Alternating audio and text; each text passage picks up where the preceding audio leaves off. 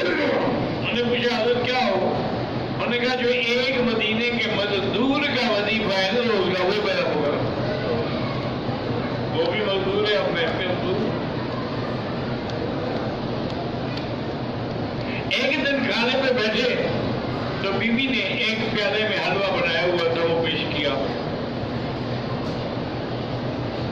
تو حضرت ابو بکر نے فرمایا کہ نہیں نا یہ کہاں سے آ گیا؟ انہوں نے کہا حضرت میں روزانہ آٹے میں سے ایک چٹکی بھر کے الگ کر لیتی ہوں، تو ایک مہینے میں اتنا بن گیا کہ حلوے کی ایک پلیٹ بن جائے. تو میرے دل سے آ کے آج میں آپ کو حلوہ پیش کروں. آپ نے وہی پلیٹ اٹھائی اور سیدھے دوڑے. بیت المال کے امیر عبیدہ کی خدمت میں آئے، کہنے کے بات سنو، ایک تو میرے روزانہ سے اتنا آٹا کم کر دو کہ اس کے بغیر بھی ہمارا گزارا ہو سکتا ہے، اور یہ جو حلوہ ہے میری یتیم کو کھلا دو. اگر مدینے کے یتیم نہیں کھائیں گے تو میں نہیں کھاؤں گا. اور اللہ کی شان دیکھیں،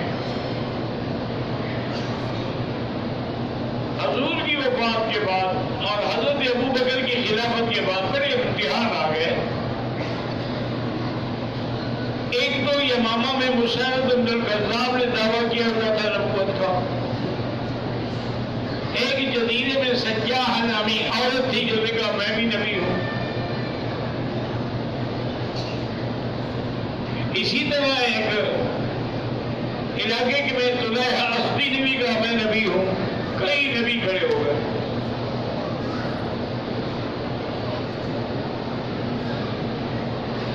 حضور صلی اللہ علیہ وسلم اپنی زندگی میں حضرت اسامہ کو فرما چکے تھے کہ تم فوج لے کے جاؤ اور وہاں جا کے یمامہ میں مسلمہ کا مقابلہ کرو.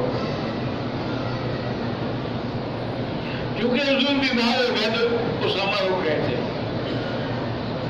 اب وہ بات ہو گئی. حضرت ابو بکر سے پوچھا کہ اب میں کیا کرنے کا؟ تم جاؤ جہاں جس کو حضور نے روانہ کیا ہو. ابو بکر کی طاقت نہیں کہ اس کو روک سکے. جاؤ تم.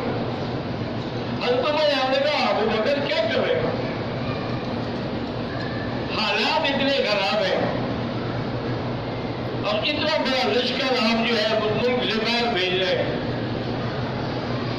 خدا نہ کرے گا مدینے میں اٹیک ہو جائے، حملہ ہو جائے، تو ہم کیسے دفاع کریں گے؟ اس نے کہا کہ عمر اگر مدینے کے اندر آ کر جنگل کے جانور ابو بکر کی بوٹیاں نوچ کے کھا لیں وہ میں برداشت کروں گا، لیکن جس لشکر کو میرے آقا نے بھیجا میں اس کو نہیں روک سکتا.